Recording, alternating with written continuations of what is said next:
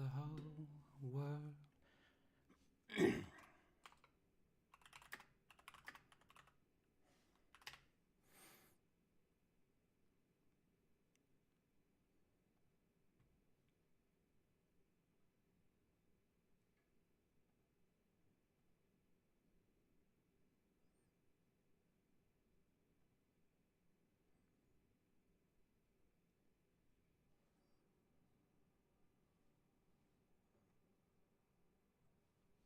Oh boy. Why that happening? Don't need that happening. Why that happening? Be gone.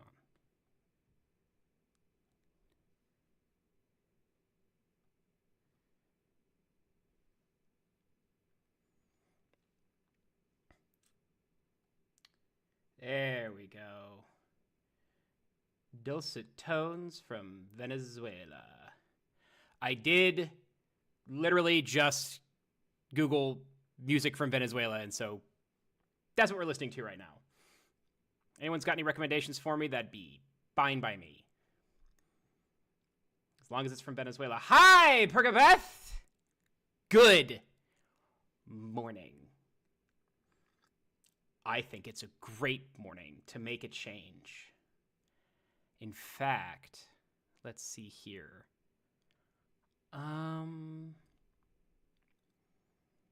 We're going to add a little text here.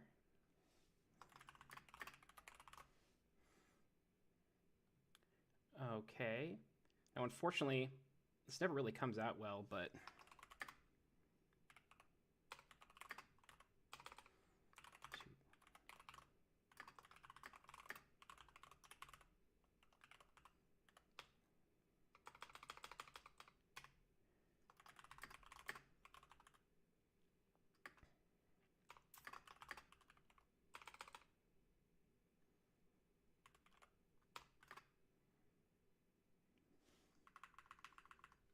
I think that's concise enough, don't you?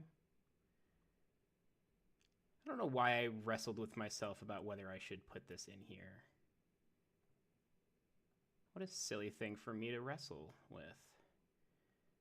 The moral thing. I need. Ugh. Okay, I need a black outline. That ain't gonna do it. Perkowith, how are you doing? Good morning. What's new? What's hot? What's happening? What's bumping?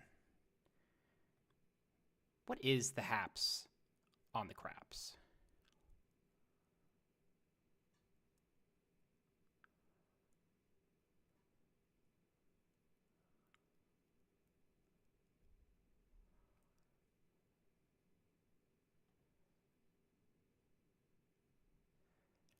All right, Perkabeth. We're going to take a breath.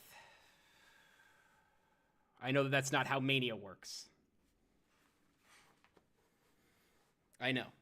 But we're going to do it anyways. Because breathing is good. Most of the time. Unless you're underwater or in smoke.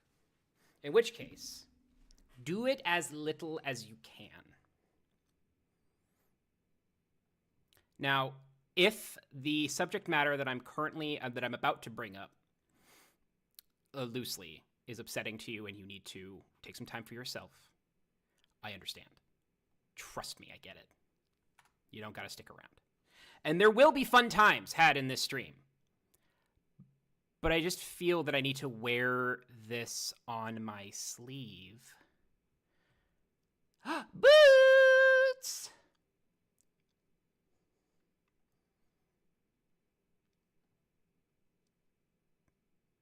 Oh, fuck, hold on. This piano kind of fucks a little bit.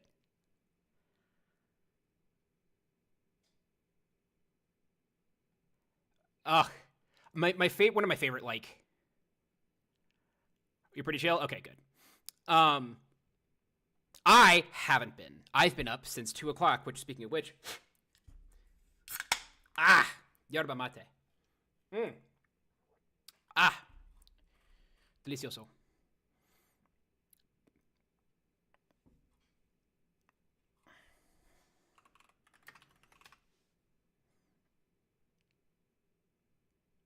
No, I don't want to. I don't want this from you.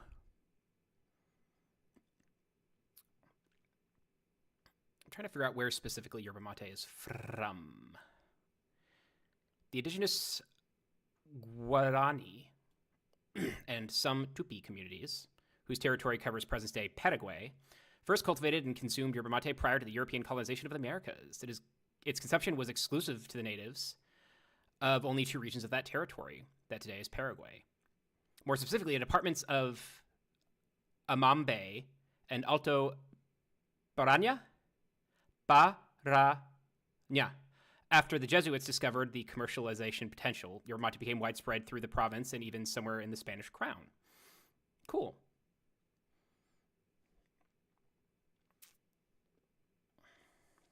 So, just a quick thing, because this happens a lot, especially to Americans, where something, I don't know, happens, and everyone goes, huh, that thing happened in that place, but then they can't actually, like, point out on a map where that thing is. So I'm going to help everyone, myself included, to know where things are, particularly in South America. Now, there we go. I'd like to credit, I would credit the BBC, but they can go fuck themselves. I stole this image. Hey, look, in case you didn't know where Caracas was, in Venezuela, it's here, on the Gulf of Mexico, between Colombia, Guyana, and north of Brazil. Brazil, as we know it here, the native country of our very favorite chatter, Bren. Don't we love Bren? Bren, the person who kicks in the door with no context as to what's happening in their room and says, check this shit out! It's like, what are you talking about? He's like, look at this thing! I'm like, it's cool, I guess. I love Bren. Like, we're eventually going to have to, like, institute a rule that says, like, hey, you need to stay on topic. And I think I have to, like, exclude Bren from that. Okay, background opacity. Okay. Oh, cool, there's a background opacity. Outline?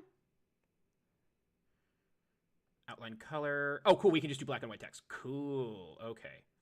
Hi, kids. If you are ever putting white text on something, you should outline it in black. Opacity? Do we need the opacity? No? No, we don't. No opacity. Ooh, that should go. That ain't cricket, baby. Not right now. We'll bring that back later. Jesus Christ. Properties.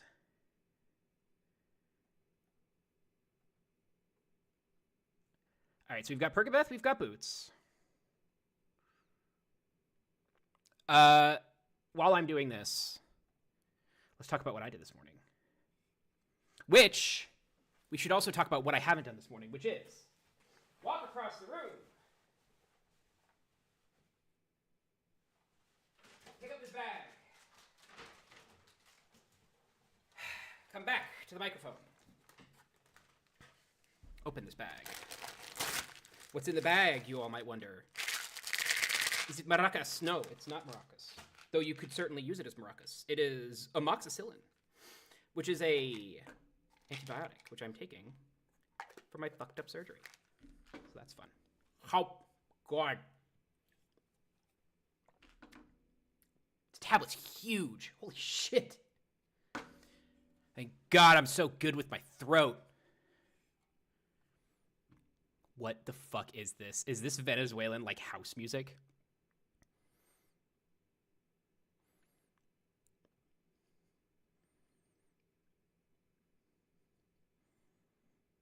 Yeah, that's good shit. I'm good with this.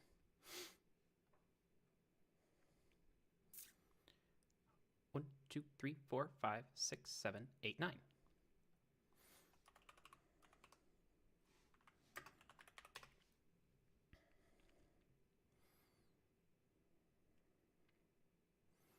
Let's see here. I really want to source on the Venezuelan flag that's not from the U.S. or Britain. Come on. I mean, fuck it. I guess we'll just do Wikipedia. Why not? Okay, so let's learn about the Venezuelan flag. Interesting.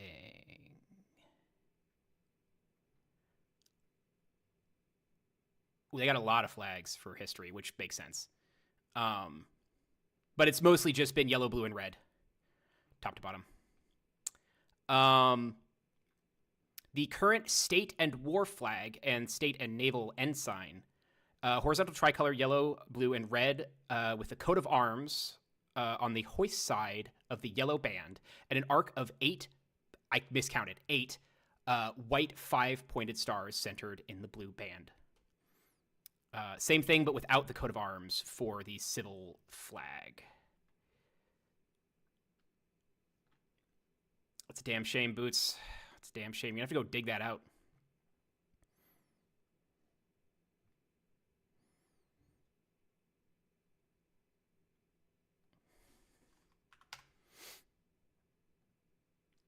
All right, there we go. The current national flag of Venezuela was introduced in 2006. The basic design includes horizontal tricolor yellow, blue, and red, dating to the original flag introduced in 1811 in the Venezuelan War of Independence. Further modifications have included a set of stars, multiple changes to the placement and number of stars, and inclusion of an optional coat of arms at the upper left corner. The flag is essentially the one designed by Francisco de Miranda for his unsuccessful 1806 expedition to liberate Venezuela and later adopted by the National Congress of 1811. It is consisted of 3 equal shapes. We already described that. Miranda's flag is also the inspiration for the flags of Colombia and Ecuador. The flag is short-lived. The flag of the short-lived Republic of Spanish Haiti was also based on Miranda's tricolor and resembles the current Venezuelan flag.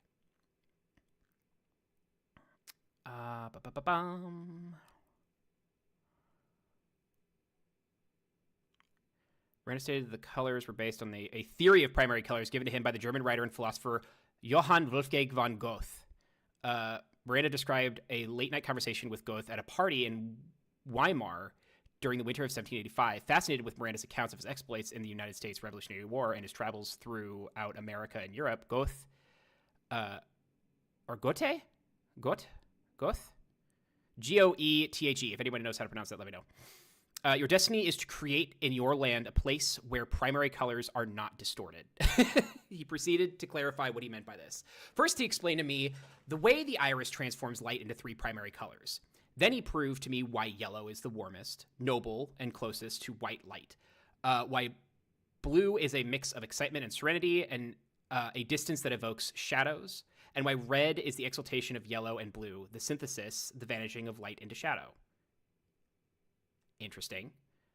It is not that the world is made of yellows, blues, and reds. It is that in this manner, as if an infinite combination of these 3 colors, we human beings see it, a country starts out from a name and a flag, and then it becomes them, just as a man fulfills his destiny. So that is the Venezuelan flag. Now,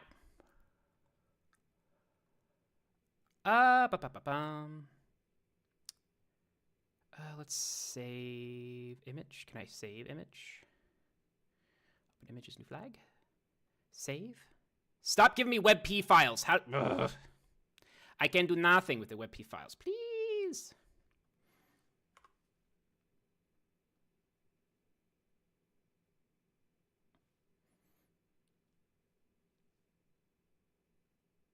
Oh man, this caffeine's gonna... I think this caffeine's gonna hit a little too hard. Might have been a mistake. I'm not gonna stop drinking it. That's absurd.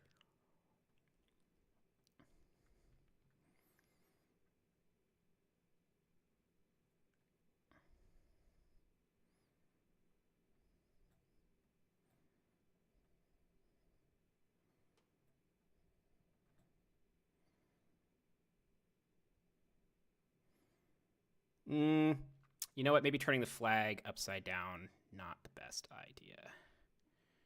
We're gonna delete that. We're just gonna have this flag right here. Ah, too big. Ha-hay!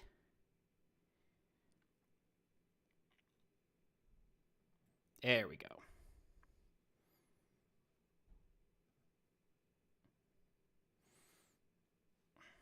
Yep. Okay.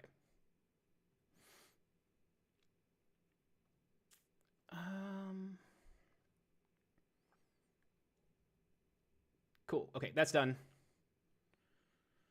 Yeah, this is gonna have to get just a wee bit smaller. Boots, how have you been?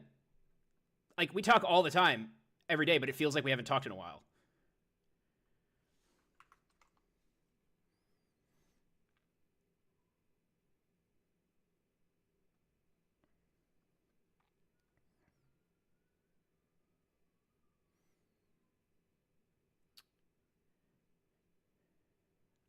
Opacity.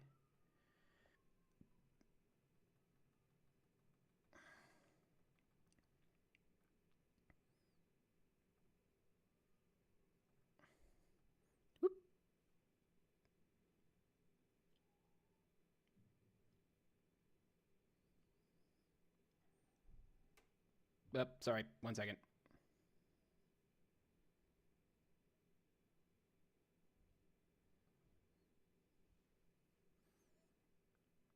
All right.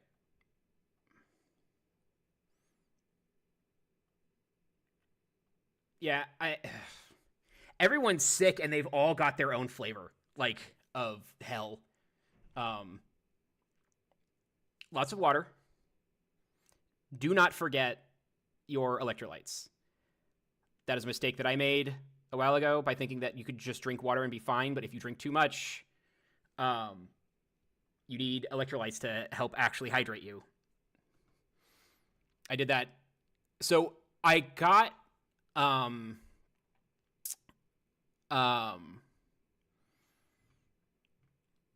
what is it called?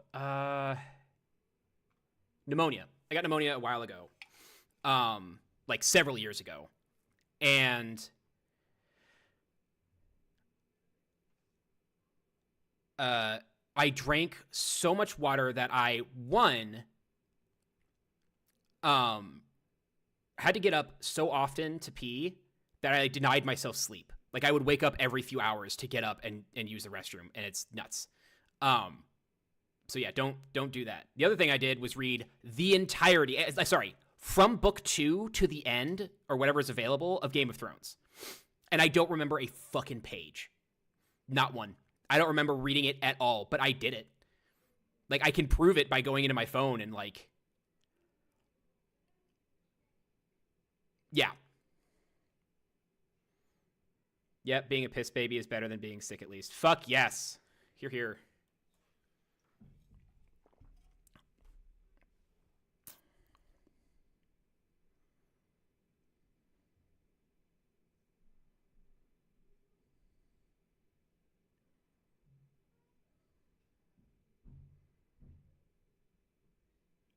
All right. What time is it? 12:25?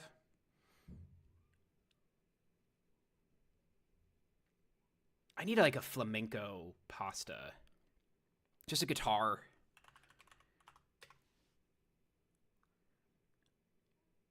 I know this isn't flamenco specifically, or maybe it is. I don't know. Oh, but like a big puffy red dress for pasta?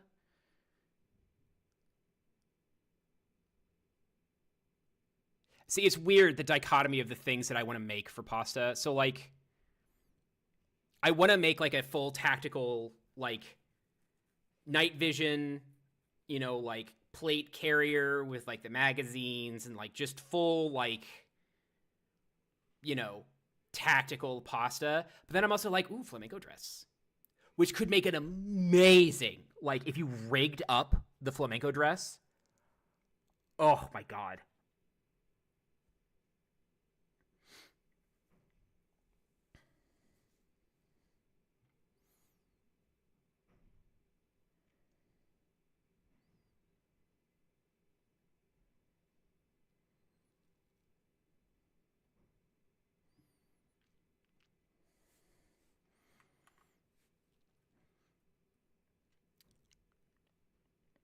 All right. skip that for now. It is. So we're eventually going to have a talk about the cafe-made cat boys that are like all tacked up, like all like full battle rattle, like they actually go to ranges and like do shooting competitions in maid outfits with cat ears. We'll talk about them in the future. We do not have time right now.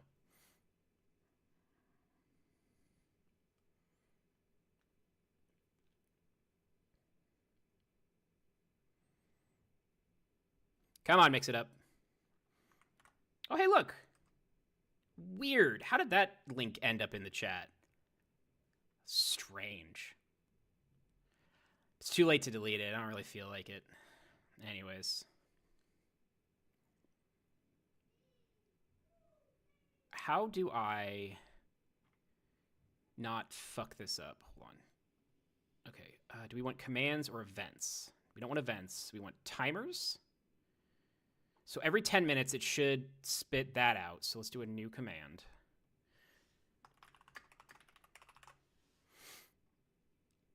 And then I'm sorry if you come here for like traditional, like, or like just like eventually I'm probably going to have to settle into like the either chill hop or like minimized house music for my background music. So, you know, I don't get pinched for copyright stuff. But for right now, like I'm enjoying my smallness in that I don't think anyone's going to come for me for playing whatever I want at the moment. Eventually they will.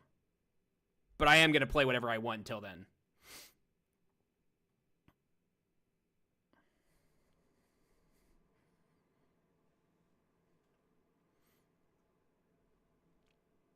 I also really need to make my model show that I'm dancing right now. Because I am. Okay, so we're going to test this command real quick. All right, cool. That worked. Now, how do I delete a message?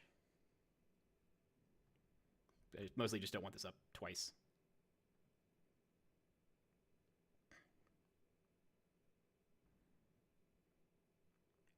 Oh, that is not what I wanted. Fuck it. I don't care anymore. Okay, so once we get this set up, chat message, save it, call to action, 10 minutes.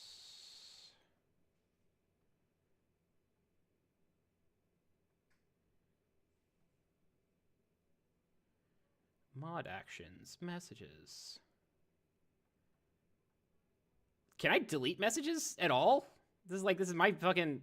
Hold on, I'm gonna pin this one at least. There, pinned.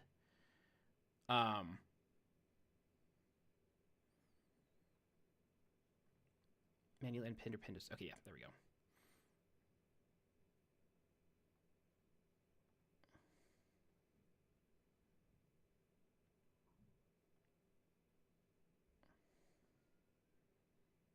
Okay, well, I can't figure out how to turn it off, so we're just gonna have to chat it away.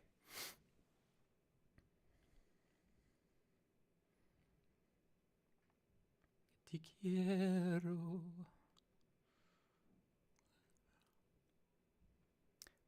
Every time it comes up and someone's like, I don't know how to roll my R's. I'm like, that's a fucking skill issue. Learn it. Learn to roll your R's. It's good for you. Let's go. Or.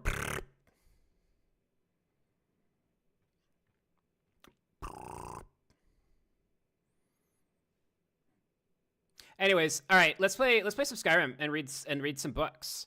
And while I'm reading books, y'all could like, I don't know, like call up somebody and like hang out with them and be like, "Hey, what are you doing? You should go do your job." For real, call your representatives. I'm gonna drop the whole facade right now in like 20 seconds. Go call your representatives. Do it. Okay, that's it. Get out of here, donation link. Get in here, call to action.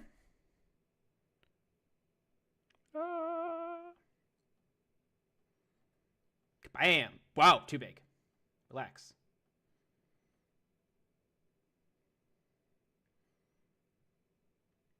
Excellent, excellent. Okay.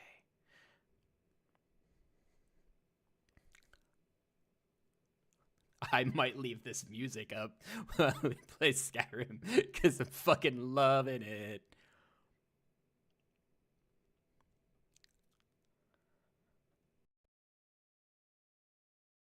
Up now. I just saw that it was the last thing that I played, and I'm like, that was fun. I don't even know if I had that much fun with the game. I just like hanging out with my friends and being hot goblins. Okay, Skyrim. Why are you like this? Oh, you're like this because you were poorly programmed? I mean, I guess that's not true.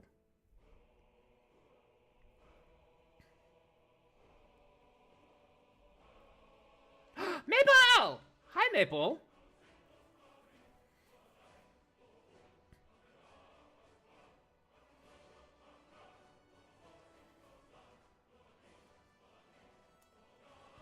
Mm.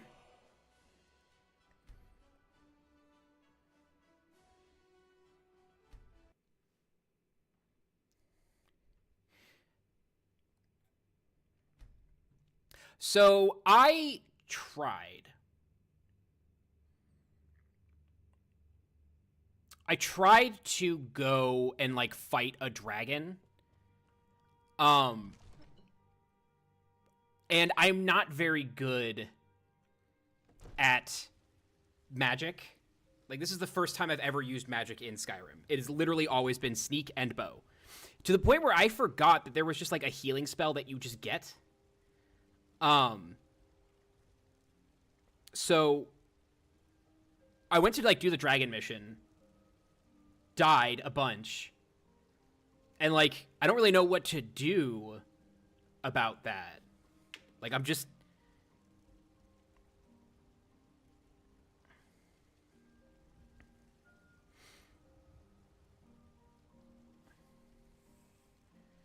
Perhaps be cha-cha.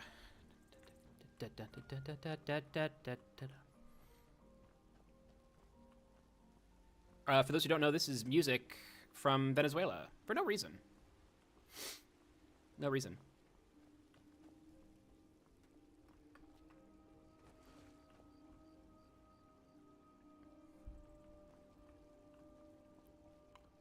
Oh, what you doing with that snake, man? That's not cool. Okay, so we gotta figure out what we're doing here. So first off, I think what I need is to... I still can't uninstall this stupid survival mode. Like, it's technically supposed to go off, but it's not off. So if anybody's got any tips on that, please let me know. Actually, wait. I forgot I had console commands. I wonder if there's a console command for this.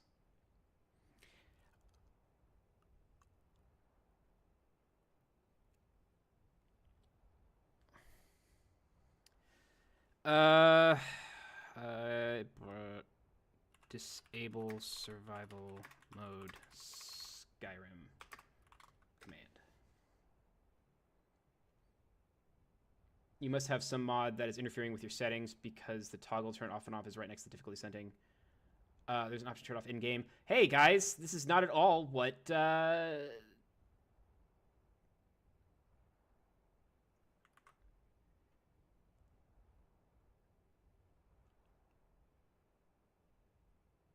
Huh. I love Reddit when they just don't answer the question. And, like, you know they read the question. They just wanted to, like, double down. I don't know if this is going to fucking work. Probably not. Script command I found now. Okay, fuck it. We'll just have to live with it. I'm not sure... Why is my mana not, like, fully recharged in my health? What's happening?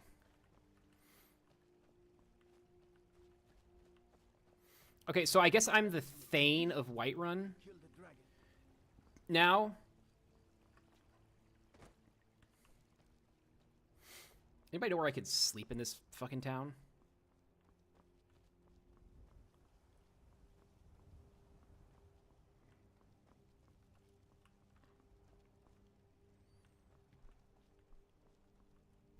Uthgard.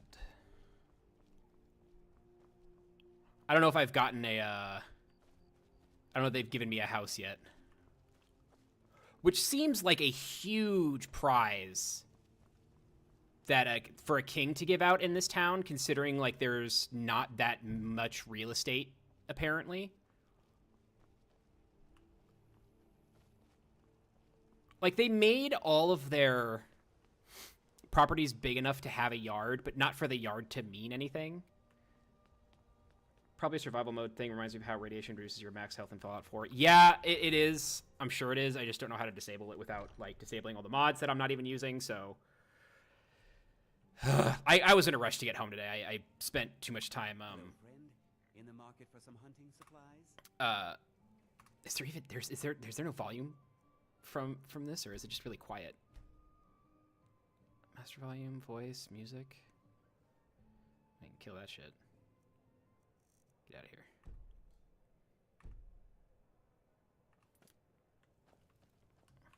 Hagraven or Horker. Oh, you're just real quiet. We've got the arrows to hold on. any game.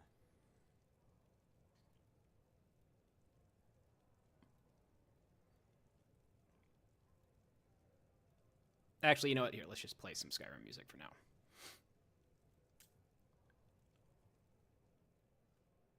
All right, there you go. And then we're going to DJ this, turn this up a little bit. Okay.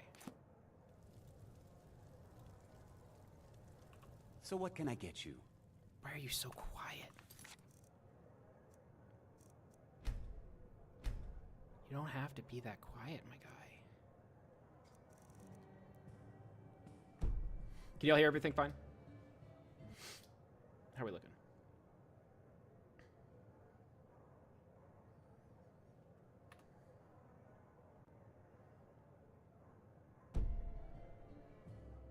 Okay, cool.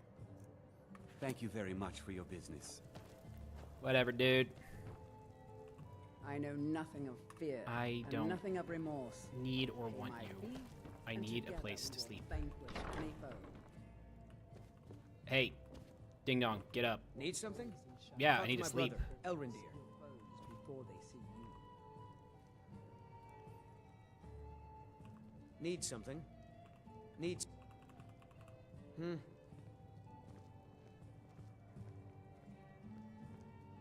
Forge numbers business ledger. Oh, did you need something?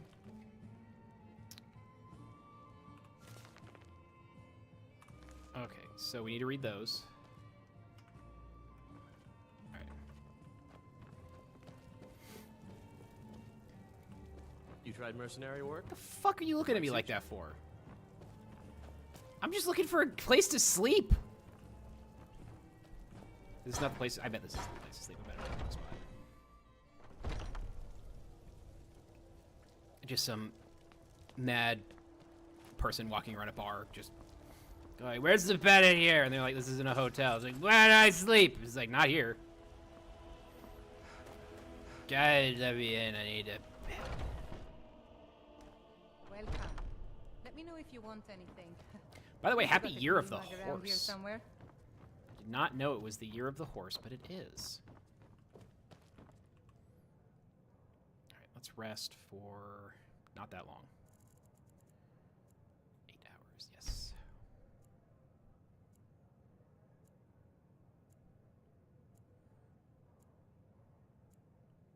It is too quiet now.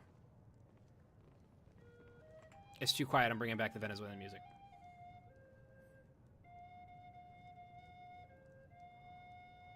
Yeah, that's the stuff.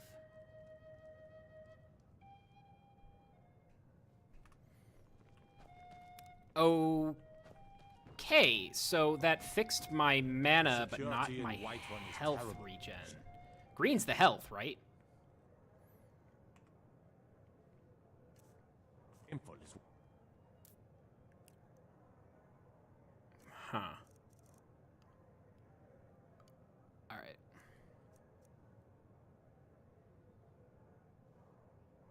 Red is health. Green is mana. Blue is stamina. Green is stamina. Wait. Blue. So green is stamina. Okay, so I just drank a minor potion, but is it the... do I need to eat more food? Am I hungry? Yep, that was it. Okay, cool. Jesus, I just ate so much and it still did nothing. If it's work, I enjoy Hulda. this work well enough. But I'm Hulda. ready to retire. I've been thinking. Hulda, wat you have for drink sale, for the Hulda? thirsty, food for the hungry.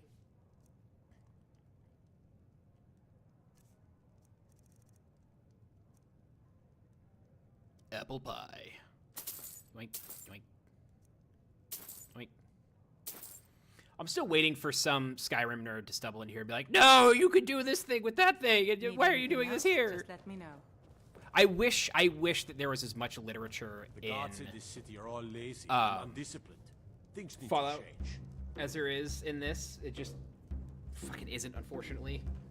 Because I would love to just read books from like the Fallout universe instead, but it's still pretty good. I'm busting out my book of books that we have read thus far. I mean, Maple, we might try something like that, right? Like we'll go around and like, but it's all like holotapes and shit. Like, there's not a lot of like text to just read. Meanwhile, like I've had people come in here and be like, "You're never gonna finish this," and I'm like, "That's fair." Thank God I intended to stream for more than a year. I forgot I had a sandwich here. Right? Lariska! Whisker, where you been? I ain't seen you here for weeks. It's good to see you. How are you?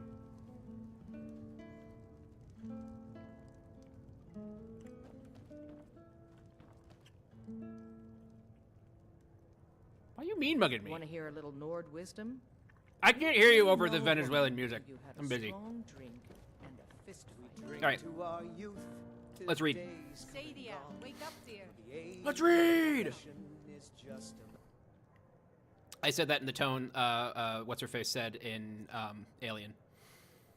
Let's rock! All right, so what do we have here that we haven't read yet? Actually, okay, so I think all of these we might have read. We'll drive out the storm cloaks and restore what we own. Good. Holidays were But super then busy. our Cool, cool, cool. steel we will take back Were like they our like good busy or like thank God it's over busy?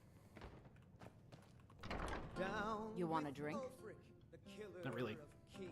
See you around. Day of your death we will drink and Am I we'll tripping or did sing. I was indeed tripping. My holidays were actually rather relaxed. Other than my current medical condition, which I just took like a mortar round sized antibiotic for.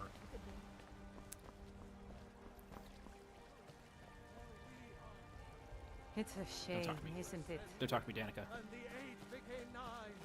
I don't talk to anybody in that gaudy ass yellow. Amongst the gods, but you are I swear to God, I saw. such a thing. Surely Where's that bar that we were just trying to get a bed in? Because they had books. I need books. I need books to read. Temple of Kirinith. I am going to bet that they have Kirinith books. Oh, little baby's sick. Does little baby get a gut stab? Aw.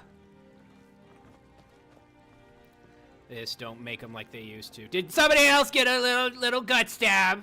Why is everybody in here stabbed in the gut? This looks valuable. So sick. Can hardly I have bronchitis stand. at the moment, which I only figured out because antibiotics didn't do jack shit. Fuck! Yeah, everyone's either got the flu, bronchitis. I mean, it's just basically that meme of where like someone's head's like partially blown off and says, "Do you have any ibuprofen? I got a headache." Oops. Speaking of which, I have more meds I need to take. Well, yeah, pickpocketing stabbing is a very honorable action. It's also very easy to do because they're just stabbed. And you didn't even have to stab them. Somebody just got stabbed and like, yeah. It's not my fault that YKK hasn't invented zippers yet. Pain is so great. A singular ibuprofen left in the bottle. So sad.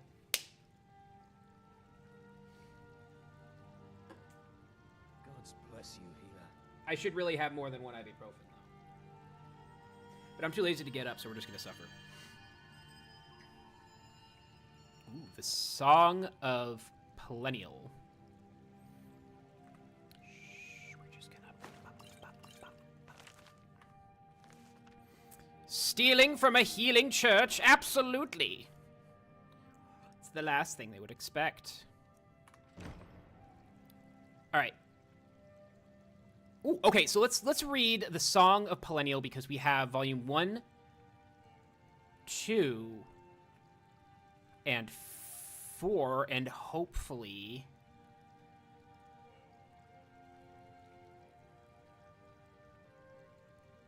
Oh, fuck. Okay, so actually, never mind. We're not going to read those. We're going to steal those for later. Hardly stand it. However, I think... Is Beggar Prince one of the books we haven't read yet? I think Beggar Prince is one of the... Yes! Okay, so we did... Thief, Beggar, Beggar Prince, and then Warrior. So this is the next book we need to read. Make it stop. Let's do it.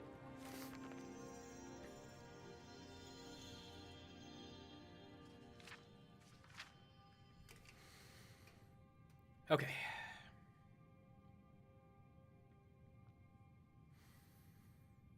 Ahem. Beggar Prince, the story of Weedle and his gifts from the Daedric Lord Namira. What voice am I going to use for this one?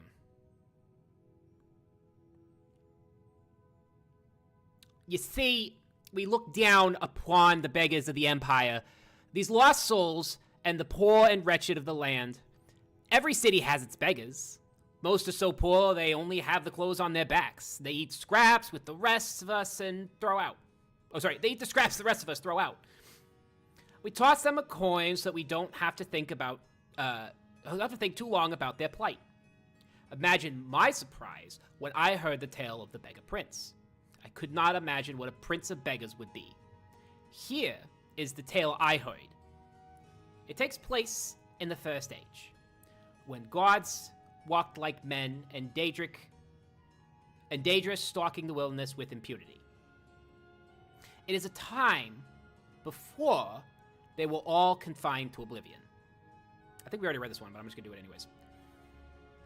There once was a man named Weedle. Or maybe it was a woman. The story goes to great lengths to avoid declaring Weedle's gender. Weedle was the 13th child of a king in Valenwood.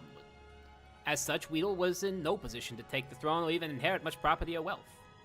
Weedle had left the palace to find independent fortune and glory.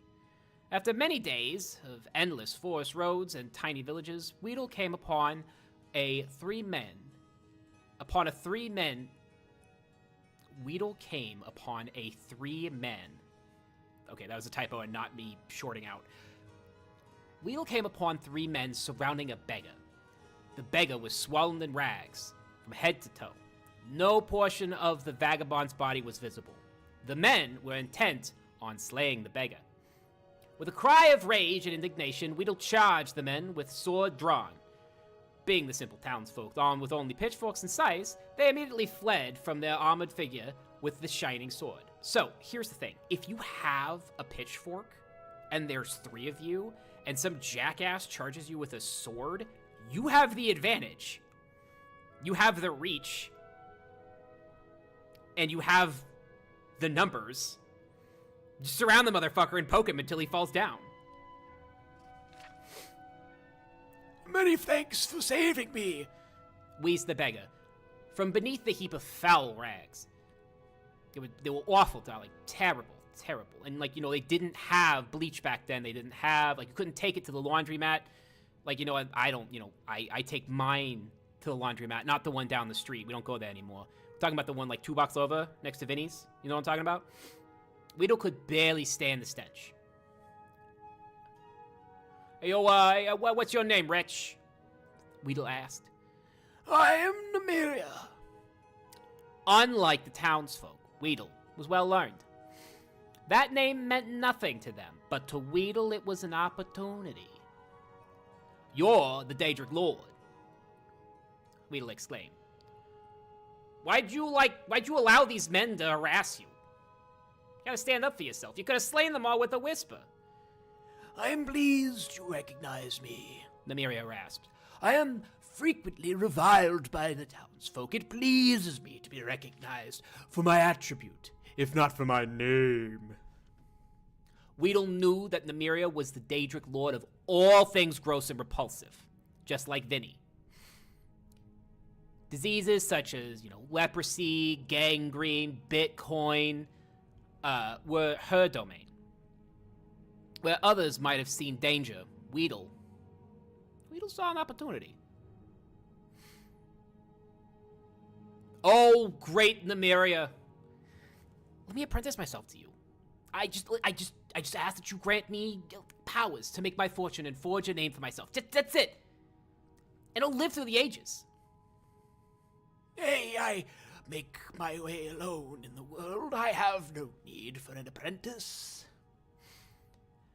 Nymeria shambled off down the road like an asshole, leaving Weedle to stand in the middle of the road like an asshole. Weedle would not be put off. With a bound, Weedle was at Nymeria's heel, pressing the case for an apprenticeship. For 33 days and nights, Weedle kept up the debate. Nymeria said nothing, but Weedle's voice was ceaseless. Finally, on the 33rd day, Weedle was too hoarse to talk. Nymeria looked back on the sudden silent figure.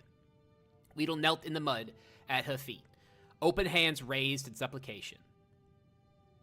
It would seem as you have completed your apprenticeship to me after all, Nymeria declared. I shall grant your request. Weedle was overjoyed, chuffed as fuck he was. I grant you the power of disease. You may choose to be afflicted with any disease you choose, changing them at will so long as it has visible symptoms. However, you must always bear at least one. I grant you the power of pity. You may evoke pity in anyone that sees you. Finally, I grant you the power of disregard. You may cause others to disregard your presence. Weedle was aghast. These were not the boons from which a fortune could be made. They were curses, each awful in their own right, but together they were unthinkable. How am I to make my fortune, huh? And fortune name for myself. These are terrible gifts. As you begged at my feet for 33 days and 33 nights, so shall you now beg for your fortune in the city of men. Your name will become legendary among the beggars of Tamriel. The story of Weedle, the prince of beggars, shall be handed down through the generations. It was as Nymeria predicted. Weedle was an irresistible beggar. None could see the wretch without desperately wanting to toss a coin at the huddled form. However, Weedle also discovered the power of disregard gave great access to the secret of the realms. People unknowingly said things where Weedle could hear them. Just like social media. Basically invented Twitter just for himself. Weedle grew to know the comings and goings of every citizen in the city. To this day, it is said that if you really want to know something, go ask the beggars. They have eyes and ears throughout the city. They know all the little secrets of the daily lives of its citizens. Just like fuck, Mariska. That was good. Good one. Why would you put this all the way up here? Also, Jesus Christ, look how thick this top shelf is. What are you using? Like, is this... My body burns. I guess you could, like, use all of this furniture to barricade shit. That is a very intimidating stance for a healing spell, my guy. I feel better already. You look like you're about to throw fucking hands. Don't actually talk to me, though. Disgusting.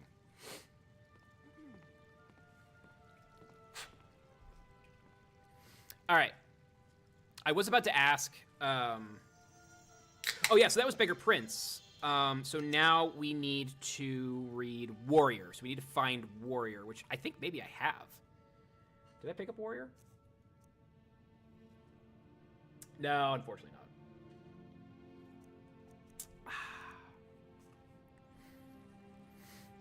Yeah. I was going to ask what we should read next, but we are definitely going to read Withershins next. I don't know what Withershin is, but I know what Withershins are. And that you should never walk it. Or is it that you should always walk it? No, it's that you never walk Withershins.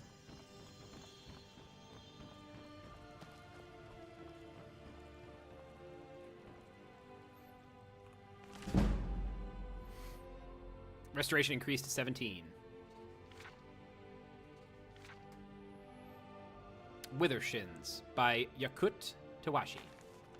Nope. I guess we're just gonna steal it.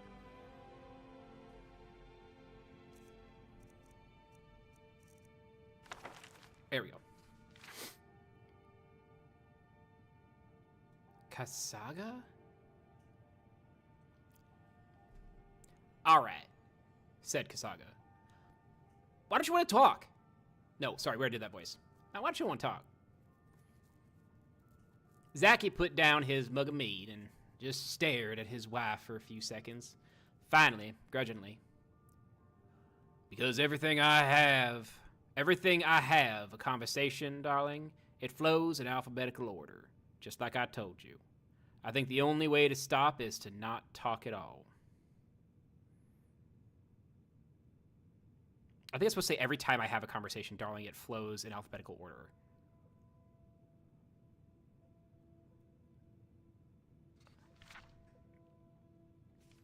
What do you mean? Because every time I have a conversation, darling, it flows in alphabetical order. Just like I told you, I think... Does that make any... Oh yeah, we all have Lariska. It's the worst when you get him in the woods. What do you mean it flows in alphabetical order? Couldn't you just be imagining this, said Kasaga. It wouldn't be the first time you had an insane paranoid delusion. Remember when you thought the Royal Battle Mage of Blackmarsh was hiding behind every tree with lewd intent? Intent on making you, a middle-aged, fat, balding tailor, into his personal sex slave? You don't need to be ashamed, but it's Shigarat's way of making us all a little crazy sometimes. If you go to the healer... Damn it, Kasaga, snarled Zaki, and stomped out, slamming the door behind him. He nearly collided with Siasat, his neighbor. Excuse me, she said to Zaki's back. He clamped his hands over his ears as he stormed down the street. Turning the corner to his tailor shop, his first customer was waiting out front. Smiling widely, Zaki had tried to keep his temper under control and took out his keys, returning the customer's smile. Fine day.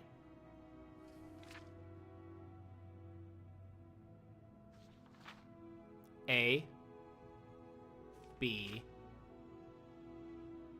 C, D, E, F, G. I see where this is going. Okay. Gods, hollered Zaki. The young man flying with a well-placed punch and dashing away. What the fuck? Why did you hit him? As much as he hated to admit that Kasaga was right, it was evidently time, once again, for one of the healer's herbal cocktails. Tarsu's temple to health and mental and physical was in several streets north, an impressive obelisk. Halka, the chief herbalist, met him before he came in the hall. How are you today, Suzaki-san? I need to make an appointment with Tarasu, said Zaki in his calmest voice. Just one moment. Let me see how his schedule looks. Halak said, looking over a scroll. Is this an emergency? Kind of. Fuck, said Zaki, his hand, and slapped his head. Why couldn't he say yes, or absolutely, or sure? Let's see, said Halka, frowning. The best I can do is next Midas. Would that work for you? Midas? Cried Zaki. I'll be complete psychotic by Midas. Isn't there anything earlier? He knew the answer. She knew what the answer would be before she said it. There was no alternative, in a way. He had forced the response. If only he had kept the conversation going until why. No, said Halka. I'm sorry. Do you want me to make the appointment? Zaki walked away, gritting his teeth. He wandered down the streets, his head down to avoid all conversations, until he looked up and discovered that he had walked all the way to the wharf. A sweet breeze was blowing along the water, and he took several deep breaths until he felt almost normal. When his temper cooled, he could think again. What if this alphabetical conversation wasn't a delusion at all?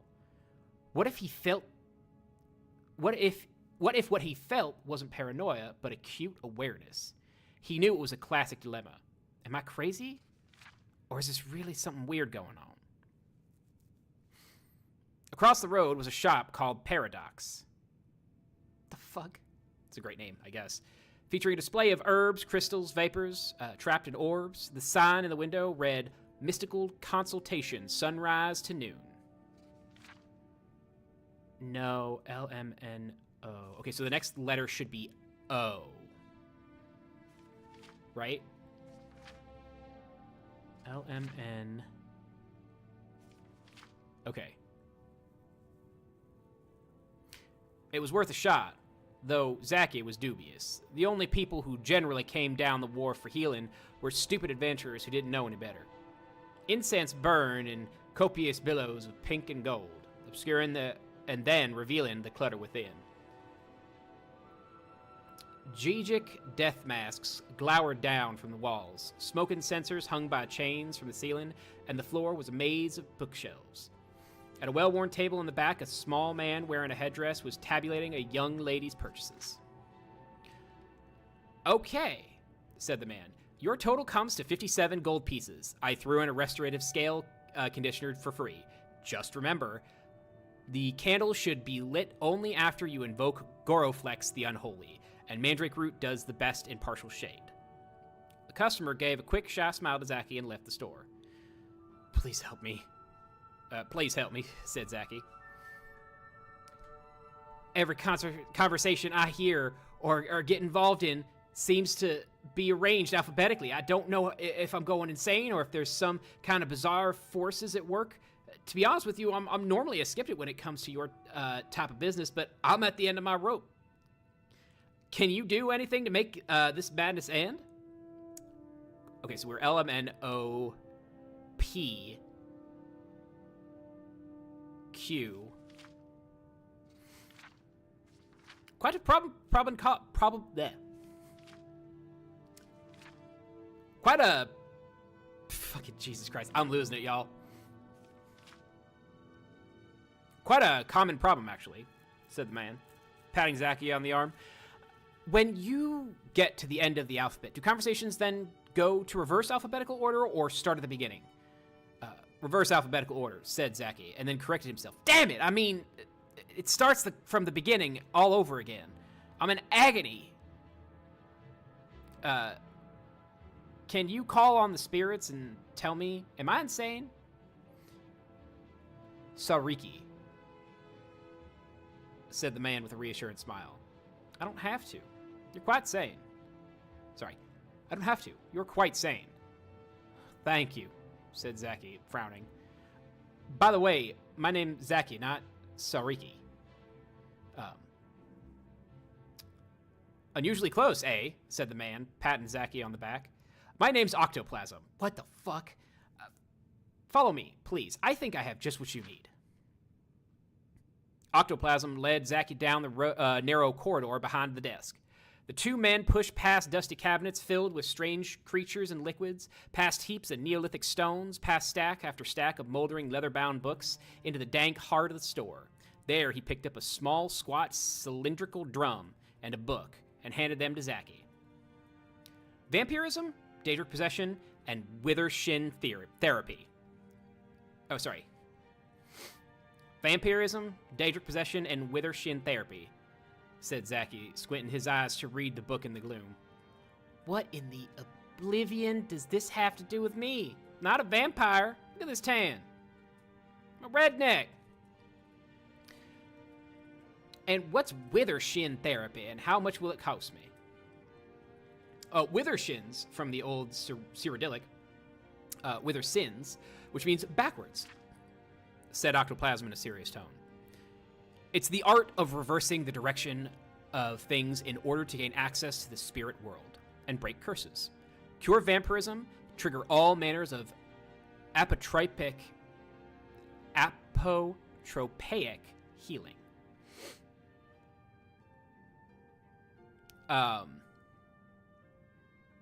You know the story about the guy who was told that slaughterfish live in hot water. So he said, well, let's boil them in cold water. Fuck, that's really good.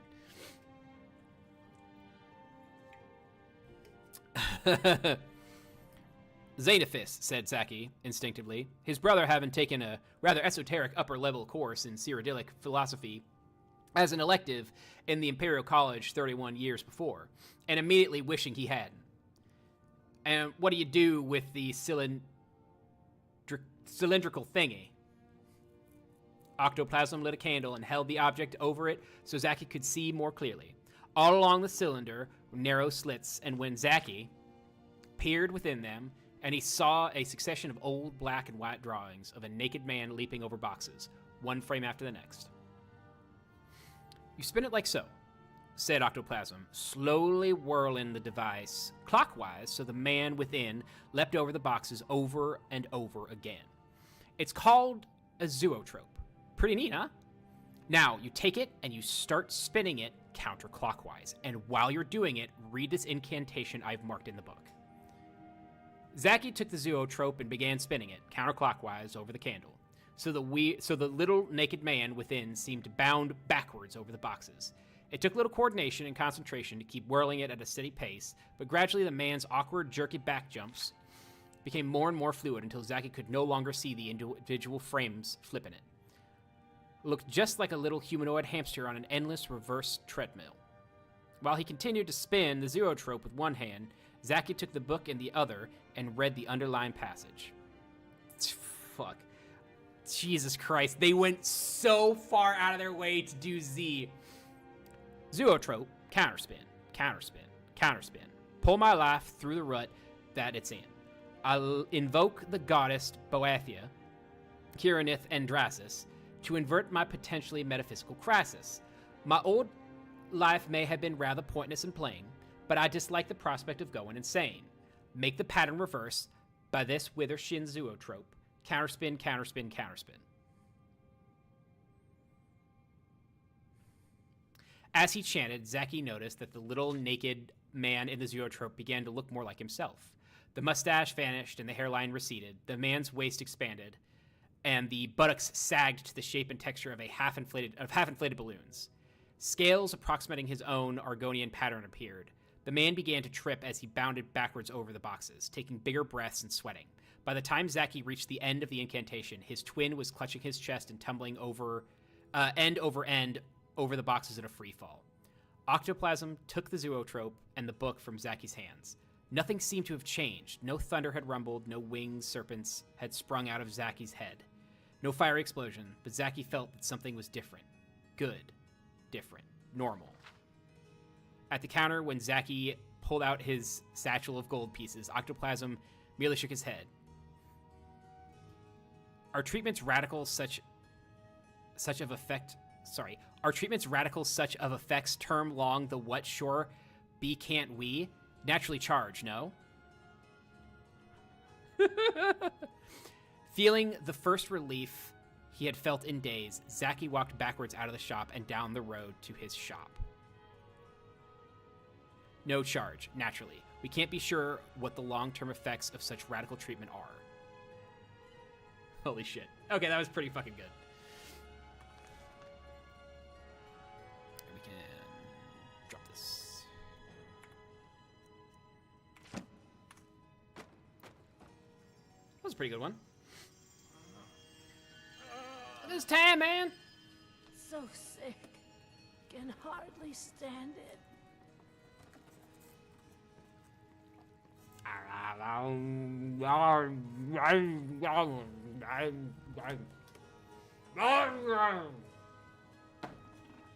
Sandwich.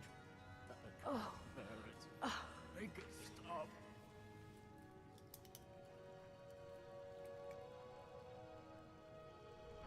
God's bless you, healer. All right. All you motherfuckers are sick, so you better be drinking water.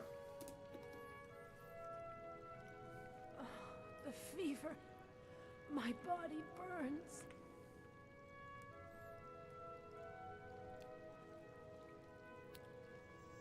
You have two copies of the Perennial Volume 2, but not Volume 3. What the fuck is wrong with you?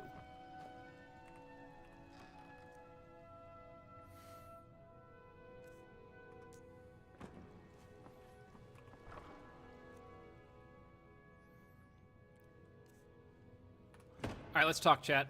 What are we doing? Are we doing the Alduin Akatosh dichotomy? Are we doing Ancestors in the Dunmer? The Hope of Redoran? Watcher of Stones? Alduin is real? A Kiss, Sweet Mother? The Wisp Mother? A Dream of Sovngarde?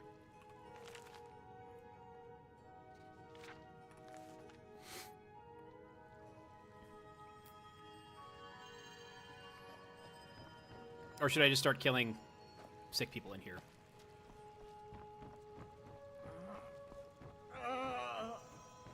Alduin is real. It sounds like a conspiracy book. That's the first fucking thing I thought. Let's do it. Can hardly stand it.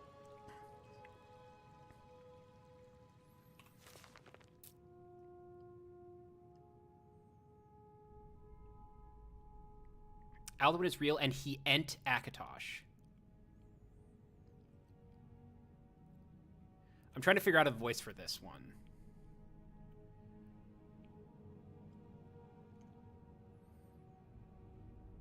Hold on.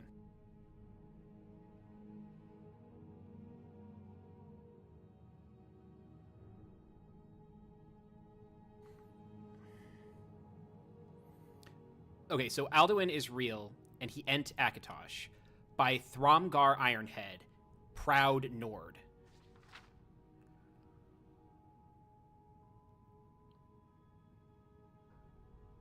Alspita used to say Imperiums are idiots. This is why I'm writing this book. I ain't never wrote a book before, and I do not reckon to write one again. But sometimes a man must do what the man must do. And what I must do is set the record straight about the god Akatosh and the dragon called Alduin. They ain't the same thing, no matter what the Imperials might say or how they might wish it to be so. But I was never one for the gods, but Nama was. She worshipped all the divines and taught me lots of things. So I know a thing or two about Akatosh, just as much as any Imperial.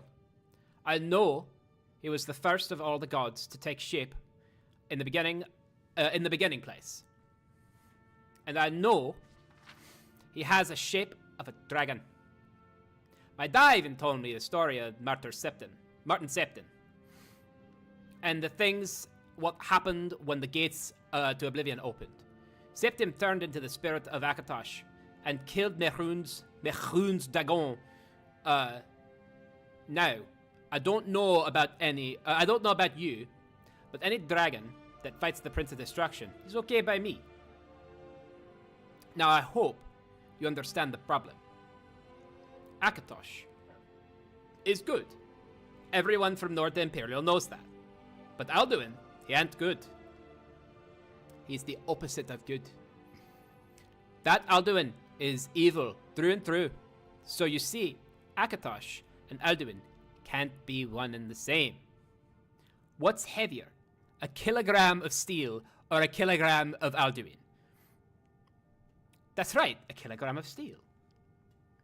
Growing up as a lad in Skyrim, I heard all the stories told to me by me dad, who was told by his dad, who was told by his dad, and so on. And one of those stories was about Alduin. But see, he was not Akatosh, he was another dragon, and a real one at that. Akatosh is some kind of spirit dragon, I think.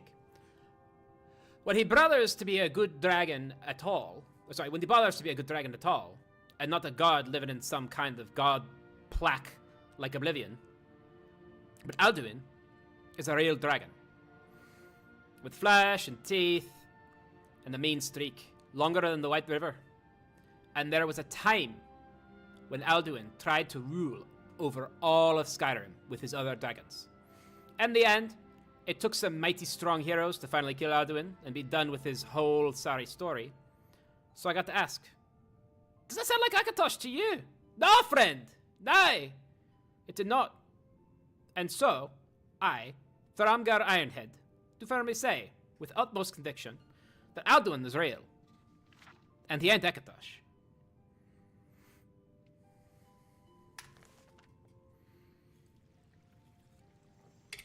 I gotta work on that accent. I really like doing that accent, but I gotta work on it. I can't bear it. Make it stop.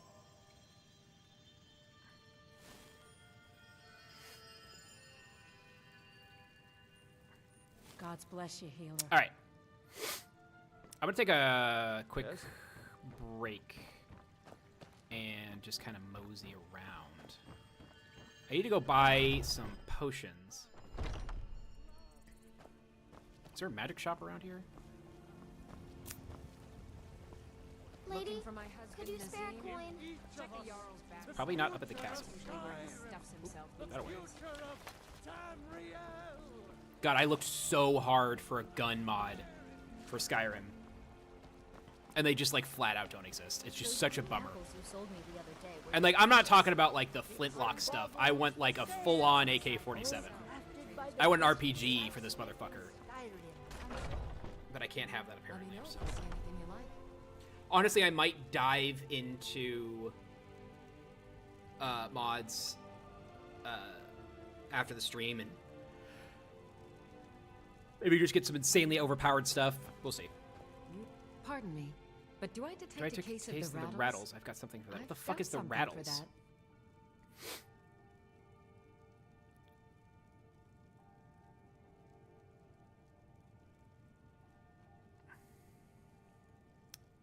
All right, what have you got Take for a sale? look. God, this game is so needy. I can't like the windowed borderless doesn't. It's just ridiculous. Sorry. I just need to sell a bunch of shit.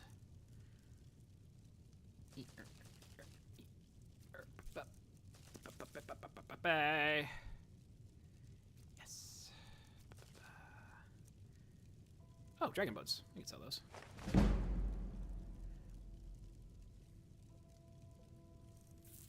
Okay. Now, Arcadia, give me your strongest potions. Magica. Weak magical.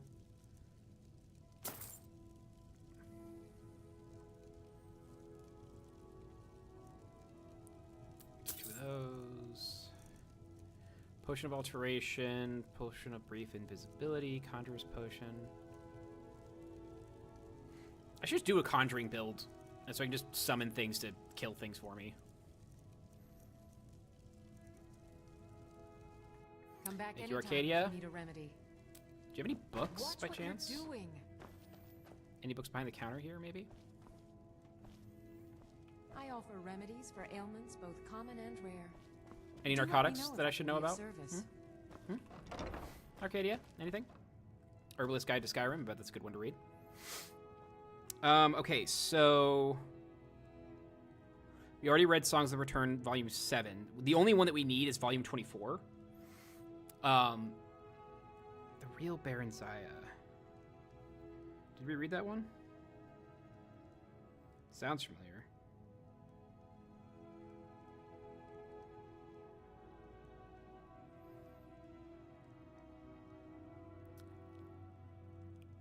I swear to God we read The Real Baron Zaya.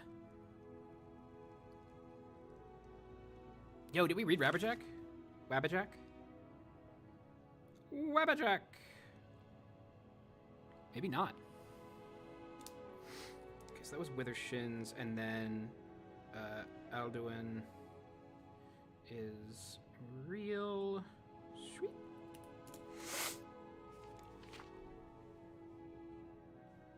All right. We're gonna read Wabbajack. I'm not sure if we read this already, but we're just gonna read it anyways. It's fine.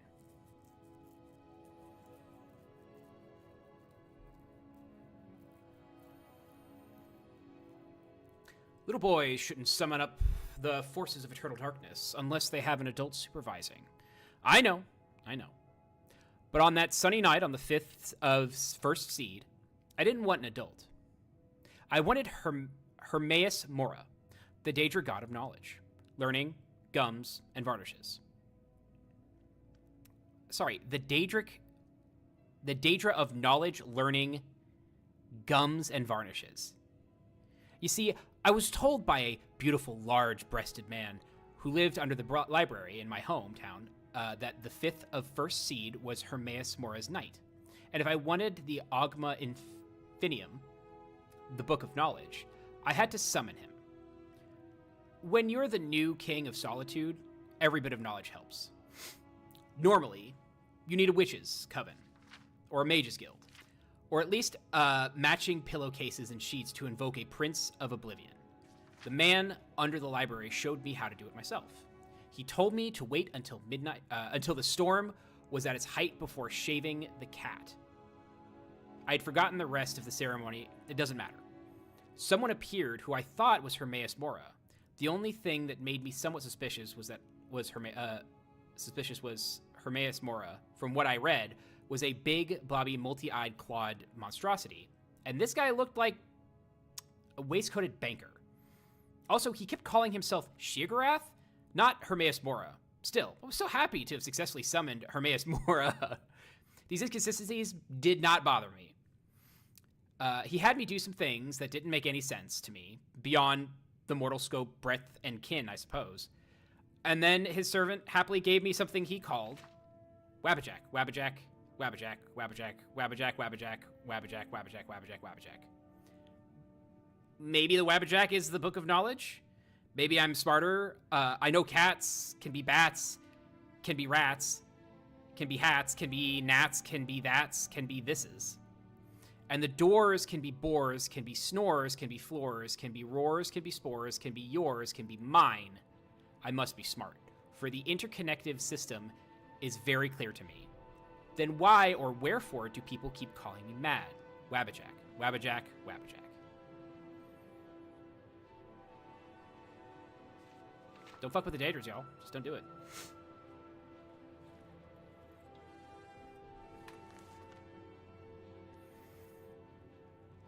What is pension of the... Hold on.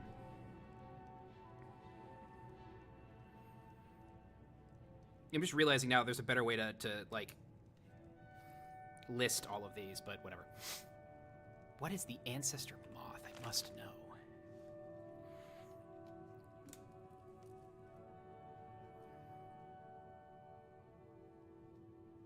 Pension of the ancestor moth.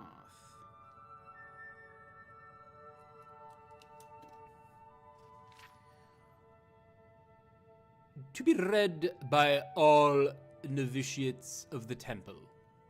The order of the ancestor moth is ancient as it is noble. We nurtured and celebrate our beloved ancestors, whose spirits are manifest in the ancestor moths. Each moth carries the Firion of an ancestor's spirit, loosely translated as the will to peace. The Furon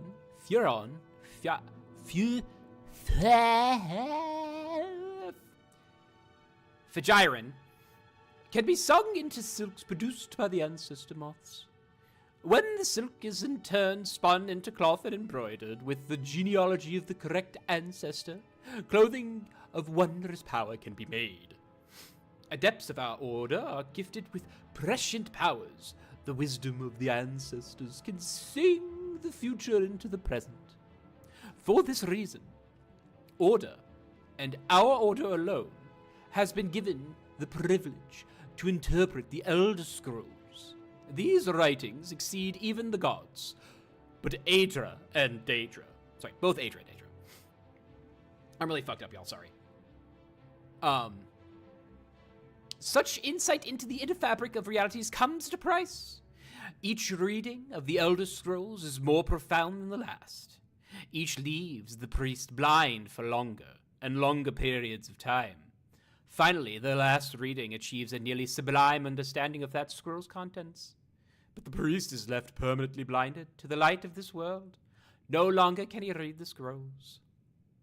This monastery is dedicated to the service of those noble members of our order.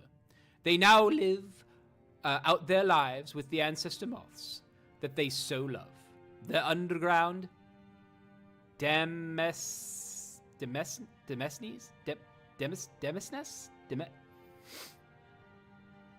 Dimmadome are well suited to the moths.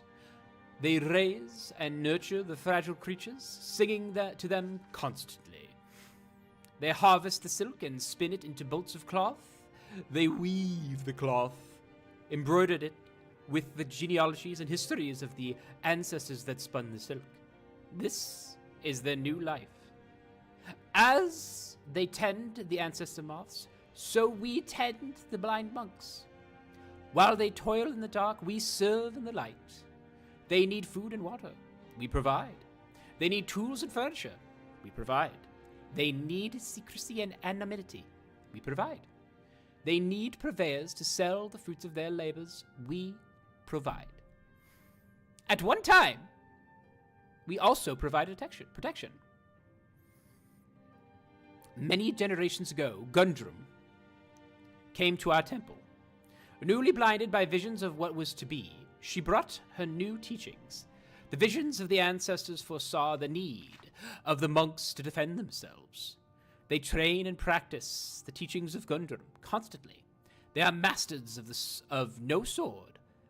The axes of no axe. Sorry, they are masters of the sword of no sword. The axes of no axe. As a novitiate, you will learn the teachings of Gundrum.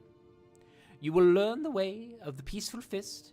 You will learn to serve the blind monks. You will learn to provide. In time, you may attain the peace and insight of the ancestor moths. They are masters of the sword of no sword. The axes of no axe. The peaceful fist. I mean, it sounds fucking cool.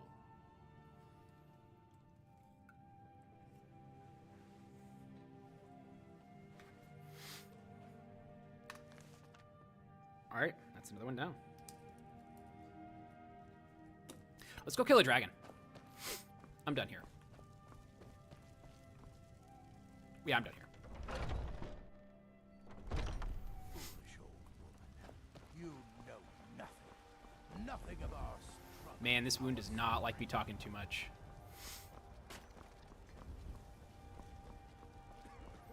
Also, God, having this crosshair constantly on screen, just like, it drives my brain to be like, all right, well, you're pointing the crosshair at someone, shoot him.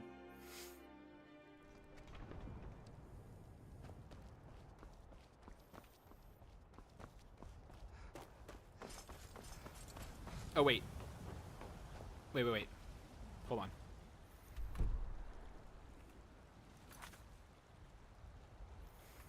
Do I need to investigate the Galder legends?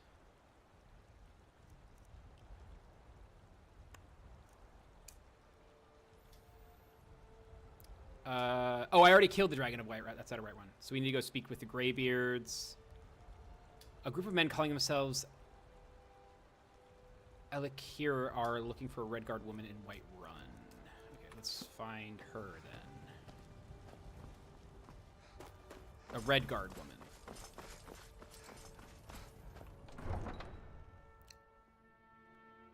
You know, I thought that this town would have more, I guess, Nordic music, you'd think. But this seems strangely South American. Strange. Curious, that. Are you Redguard? I don't claim to be the best blacksmith in Whiterun. You're not. Jorland Greymane's got that honor. Man Steel is legendary. All I ask. By the way, does anybody know how to do that, I don't know if it's like a bug or if it's just straight up a feature, but the like blacksmithing glitch where you basically just make iron daggers over and over again until you max out your blacksmithing.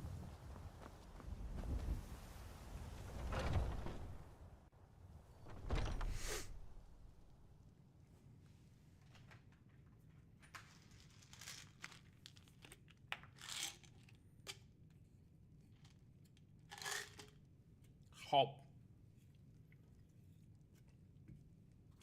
Which, like, making 100 daggers will objectively make you better at blacksmithing. Probably not all blacksmithing, but it's going to make you better at it. I hope to one day do that.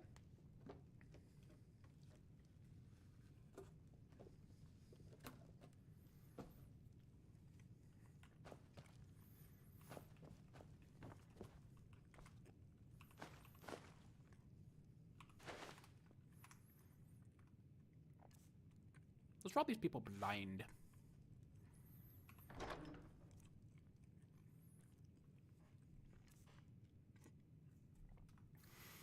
Or we'll just take their food. It's fine. They seem to have plenty. You're not a Red Guard woman. Who I am is important. Let's leave it at that, huh? You gotta respect someone who keeps a fucking wheel of blue cheese next to their table. Or next to their bed. Who are you? What are you doing? Are you working with the Battleborns? Speak now before I put you in the ground. Fuck are the Battleborns? No? So you don't know anything about my brother? Then what are you doing here? Fucking around?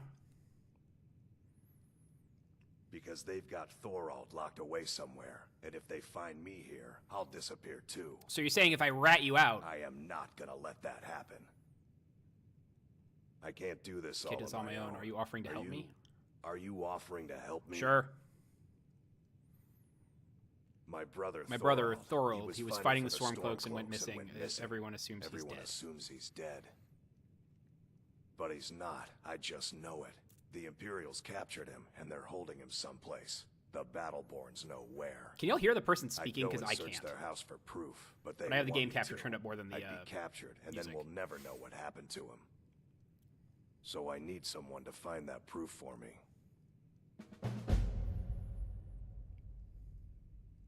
Anything that confirms that Thorald isn't dead, but being held captive.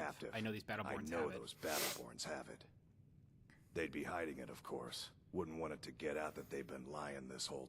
But you might be able to butter them up enough to lower their guard.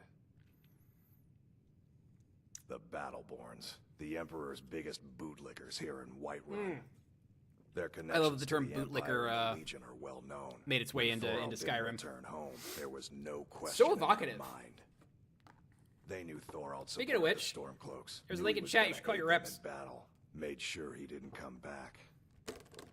Locked him up someplace to get back at my family. I'm sure of it. Best if you didn't mention to anyone that you saw me here. Great, now go piss off. I have to find the books that you're hiding. Though you don't really look like the book reading type. I'm stealing your taffy.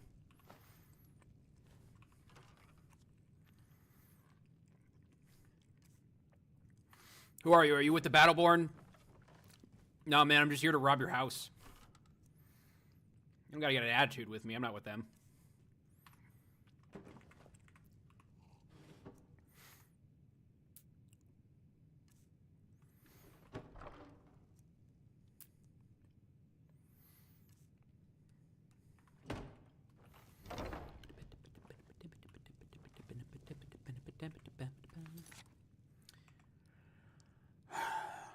Hold on, y'all. It appears as though the VTube studio has decided not to use my webcam. And hence, I cannot dance in the way that I want to dance. Browse local files.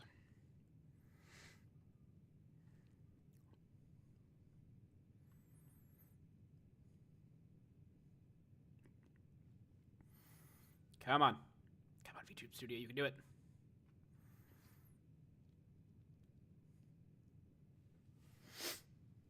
Sandwich break. Drink your sandwiches.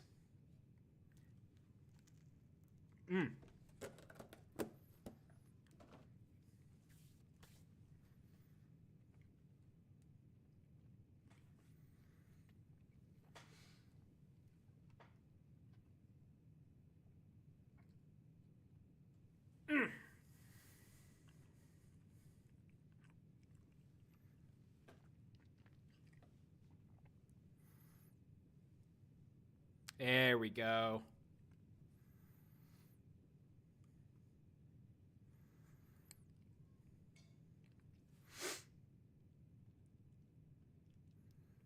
I can dance.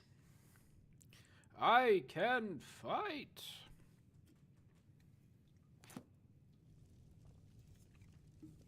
All right.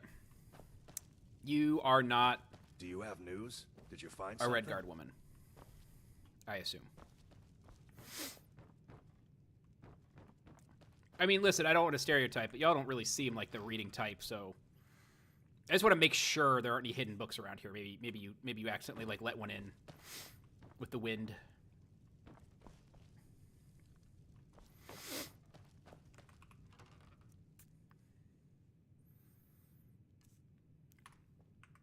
Wait, hold on. How fine is this hat?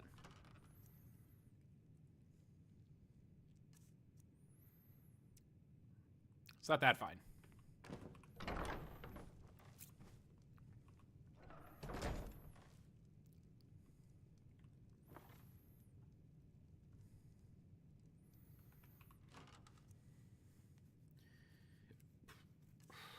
Okay.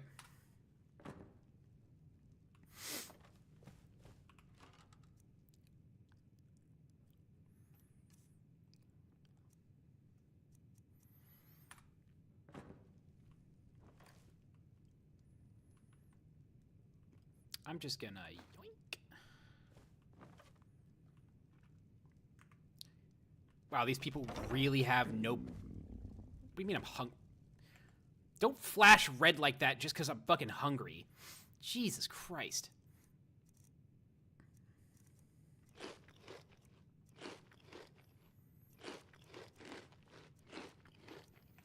Is that enough food for you? Good God, you have to eat so much.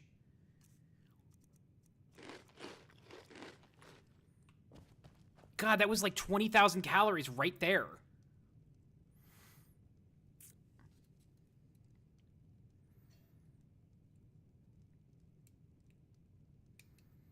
Y'all, did we read the real Baron Zaya? I am losing my mind. I think we did. Maybe we didn't. I don't know. Do I have it?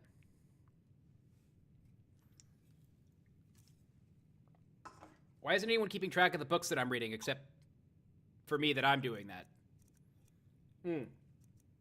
Okay, it looks like we haven't.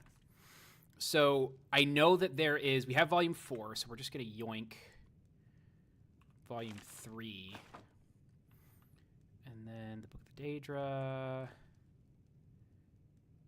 Biography of Baron Zaya, volume 1. Wait, is the biography of Baron Zaya the same as the real Baron Zaya? Miss of Shigarath. Already read that one. Biography of Baron Zaya. So I'm going to assume that no.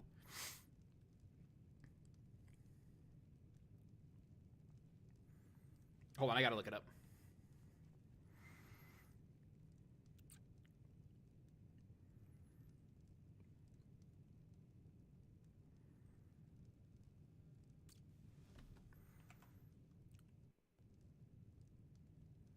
Anyways, while we're doing that, how's everyone doing?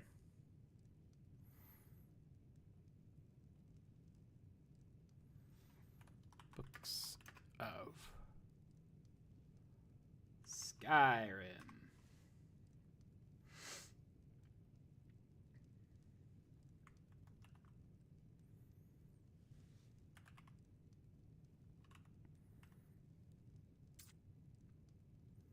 All right, so there is the biography of Baron Zaya, which is 1, 2, 3. So 1, 2, and 3.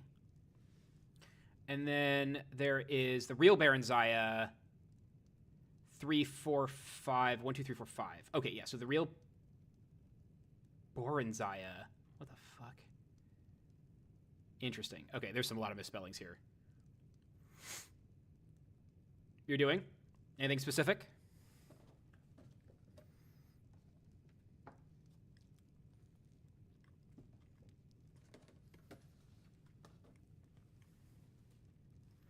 I did a lot of sewing, and then seam ripping, and then sewing, and then seam ripping, and sewing again this morning. And I'm still not happy with the product I made. one might go so far as to say is I'm fucking annoyed by the progress that I made.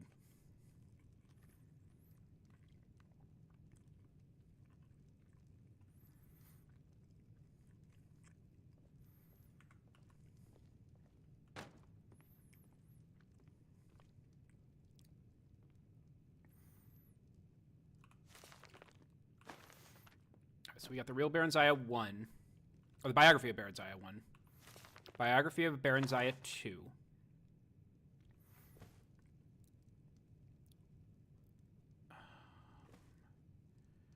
Brief History of the Empire. Life of Imperial Septum. Steal that. Alright, so we need 1, 2, and... so we need 3. So we have 1, 2, and 4.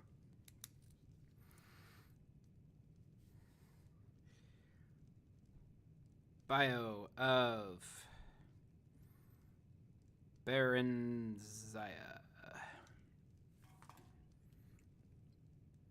Yeah, Maple, I saw that stuff. I'm really stoked by it. Sorry, I didn't respond because I was midstream.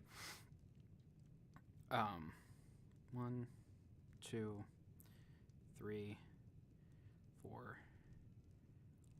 We need that. There we go.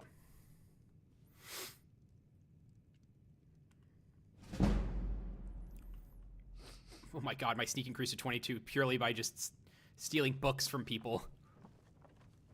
And pies.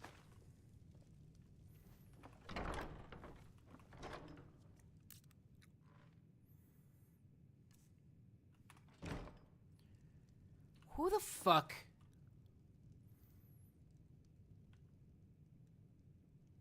Who the fuck built these floors? Who the fuck built these floors? End of sentence. Like, look at this. Like, you would have to go out of your way to make them this poor. Like, look at this. You went out of your way to leave this amount of gap.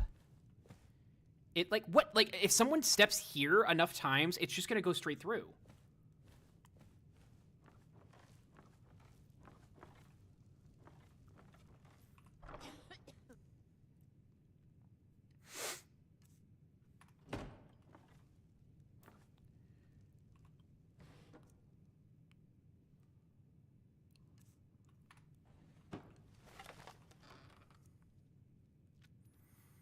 No, now is not the time for the bow.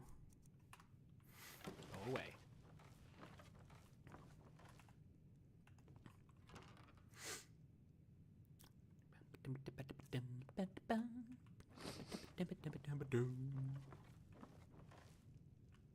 All right, let's read. All right, so Galerian the Mystic, The Hope of Redoran, Mysterious Akavir, Lost Legends, The Firmament, or, well, yeah. First one I see in chat is what we go with. The Galerian the Mystic, The Hope of Redoran, Mysterious Akavir, Lost Legends, or The Firmament. No, wait, we read The Firmament. Never mind. That one's out.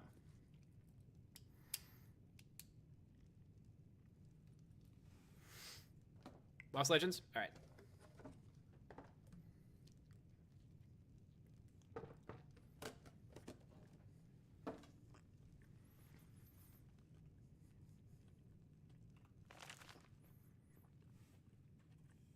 Sorry, I'm eating more sandwich.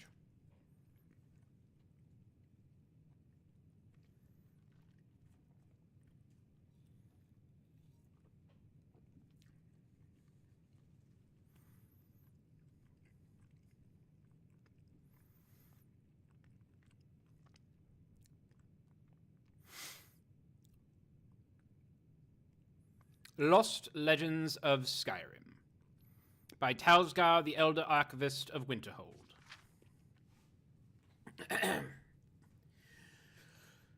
The history of Skyrim is vast, predating even the most ancient records of man and Mer. Much has been lost to the fallen... I think we read this one.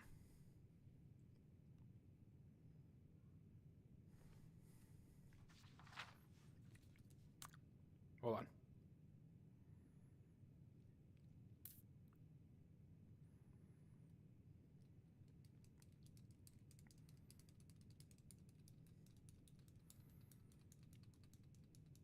I'm pretty sure we read this one. I didn't write it down.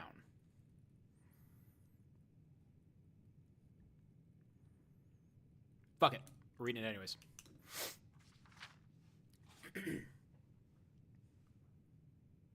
Oh, hold on. We got a Casey. Come here, buddy.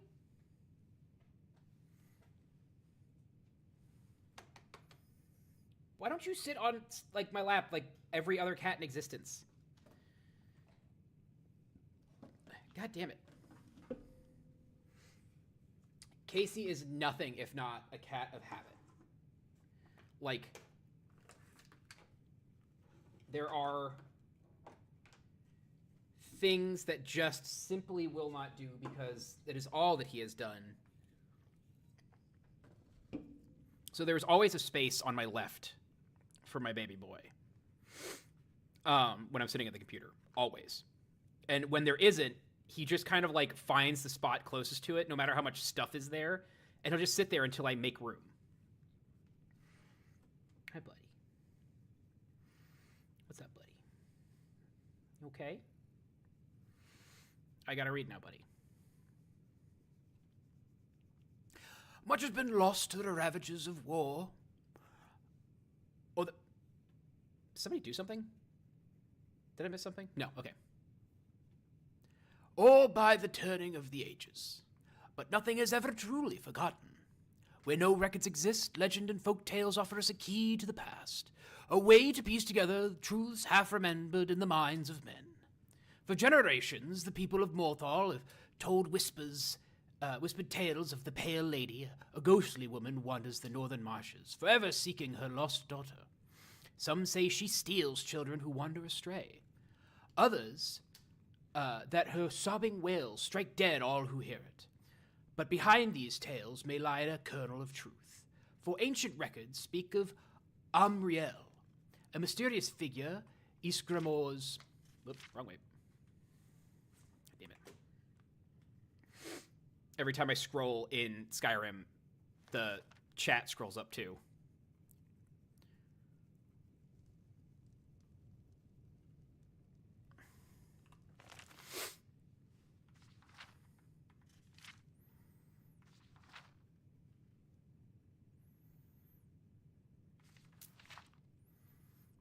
Ysgramor's heirs battled for decades and finally sealed away. Richmond tell the story of Pheolin, Red Eagle, an ancient king who rallied his people and drove back the armies of Cyrodiil with a flaming sword. Though accounts vary, they seem to be based on an underlying truth. The imperial chronicles of Empress Hestra mention a rebel leader of that area who was eventually cornered and slain in battle, at the cost of a full legion of men. But some tales prove far harder to analyze. Among scholars, perhaps the best known is the forbidden legend of the Archmaid Galder. In the dawning days of the First Era, the story goes, there lived a powerful wizard by the name of Galder. Wise and just, he was well known in the courts of King Harold and the Jarls of Skyrim. I'm not calling it Jarls, it's so dumb. And his aid and counsel were sought by man and mer alike. Sorry, aren't mermaids, are those like the elves of this land? And then he was fucking murdered. Some say one of his sons murked him. Others that the King Harald, jealous of his power and having a major skill issue, gave the order. But Galder's 3 sons fled into the night, pursued by a company of Harold's best warriors, and Lord Geralmund, the king's personal battle mage. A great chase ensued from the wilds of the Reach to the glacial north. One brother is said to have perished in the ruins of Fulgenthar, at foot of Solitude. The others were run to ground soon thereafter, and once it was done, King Harold ordered every record of their murders destroyed.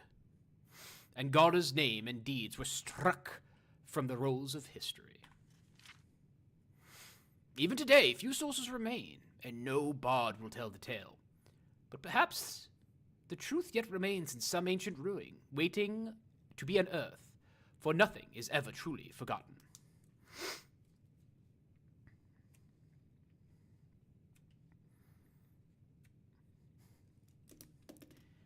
All right. Riveting! Mysterious Akavir. Antecedents of Dwemer Law. I don't want to read this one, but I kind of do. Did we read Chance's Folly? That sounds familiar.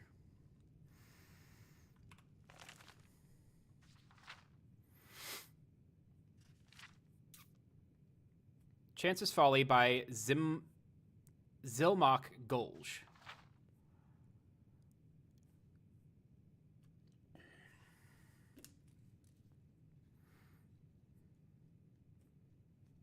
I swear to God, I write down every book that we've read thus far, so I should probably just believe myself when I say we haven't read it.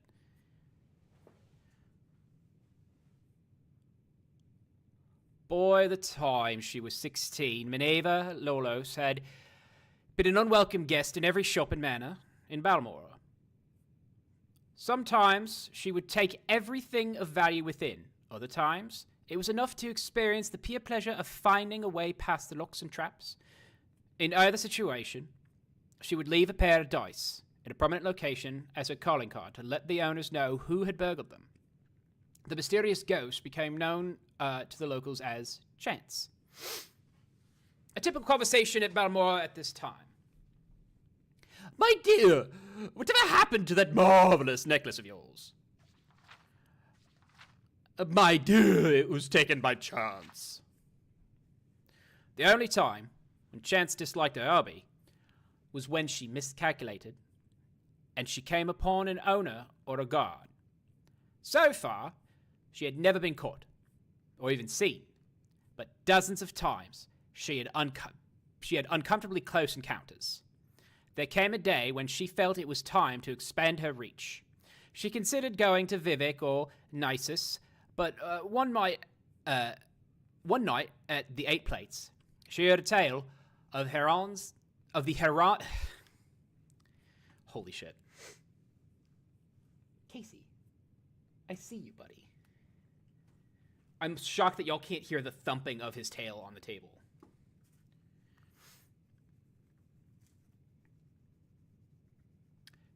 She heard a tale of the Heron of the ancestral tomb. The Heron ancestral tomb.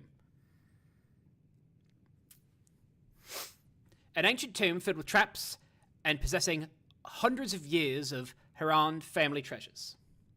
The idea of breaking the spell of the Heron tomb was gaining the fortune within appealed to Chance, but facing the guards was outside of her experience. While she was considering her options, she saw Ulster Moresby sitting at a table. By himself, as usual.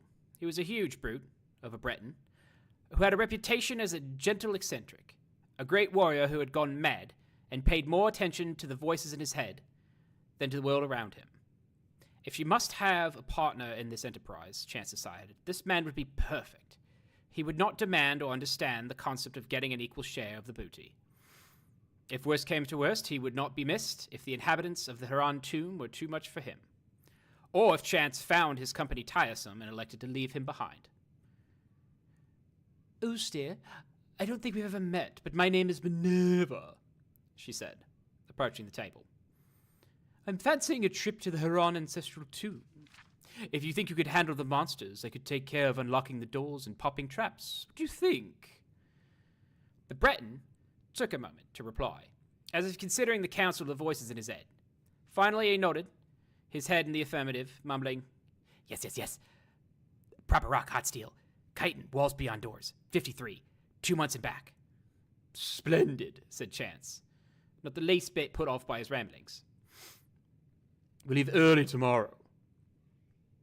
When Chance met Ulster the next morning, he was wearing chitin armor and had armed himself with an unusual blade that glowed faintly of enchantment.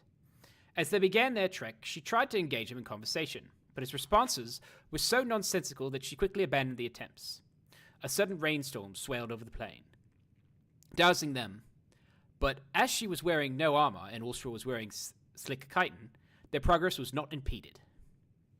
Into the dark recesses of the Heron tomb they delved. Her instincts had been correct. They made very good partners. She recognized the ancient snap-wire traps, deadfalls, and brittle backs before they were triggered, and cracked all manner of locks. Simple, tumbler, combination, twisted, hasp, double catch, varieties from antiquity with no modern names. Rusted heaps that would have been dangerous to open if one had possessed the actual key. Ulster, for his part, slew scores of bizarre fiends, the likes of which Chance, a city girl, had never seen before. His enchanted blade's spell of fire was particularly effective against the frost Atronox. He even saved her when she lost her footing and nearly plummeted into a shadowy crack in the floor. "Not to hurt thyself," he said, his face showing concern. "There are walls beyond doors, and 53. Drain ring. 2 months and back. Proper rock, come. Mother Chance." Chance had not been listening to much of Ulster's babbling, but when he said Chance, she was startled. She had introduced herself to him as Minerva. Could it be that the peasants were right, and that when the madman spoke, they were talking to Daedra Prince Sheogorath, who gave them advice and information beyond their ken? Or was it rather, more sensibly, that Ulster was merely repeating what he had heard tell of in Balmora, where in recent years Chance had become synonymous with lockpicking? As the two continued on, Chance thought of Ulster's mumblings. He had said chitin when they met, as if it had just occurred to him that the chitin armor that he wore would have been proven useful. Likewise, hot steel. What could walls beyond doors mean? Or 2 months and back? What numbered 53? The notion that Ulster possessed secret knowledge about her and the tomb they were in began to unnerve Chance. She made up her mind and then to abandon her companion once the treasure had been found. He had cut through the living and the undead guardians of the dungeon. If she merely left by the path they had entered, she would be safe without a defender. One phrase, he said, made perfect sense to her. Drain ring. At one of the manors in Balmora, she had picked up a ring purely because she thought it was pretty. It was not until a day later that she discovered that it could be used to sap other people's vitality. Could Ulster be aware of this? Would he be taken by surprise if she used it on him? She formulated her plan on how best to desert the Breton, as they continued down the hall. Abruptly, the passage ended, with a large metal door secured by a golden lock. Using her pick, Chance snapped away the 2 tumblers and bolt, and swung the doors open. The treasure of her own tomb was within. Chance quietly slipped her glove off her hand, exposing the ring as she stepped into the room. There were 53 bags of gold within. As she turned, the doors closed between her and the Breton. On her side, it did not resemble a door anymore, but a wall. Walls beyond doors. For many days, Chance screamed and screamed as she tried to find her way out of the room. For some days after that, she listened dully to the laughter of Sheogorath within her own head. 2 months later, when Ulster returned, she was dead. He used a rock to prop open the door and remove the gold. Fuck, that was good. Pop a rock. 53 bags. Damn, that's really good. All right. I was foolish enough to make plans to be social today outside of the internet, and so that is what I shall do. Nowish. I'm not going to raid out. I don't have time to stick around, so I might be on tonight. It's unlikely, but I might try. Tomorrow, I will definitely be on. Thank you all so much for joining. Please, please, please, if you care at all, call your representatives. All of them. And scream as loudly as you can. Until you can't anymore. Anyways. Y'all have a wonderful day, and please take care of yourselves as well. It's the most important part. Find joy. And drink water. That's it. I don't have a punchline for this.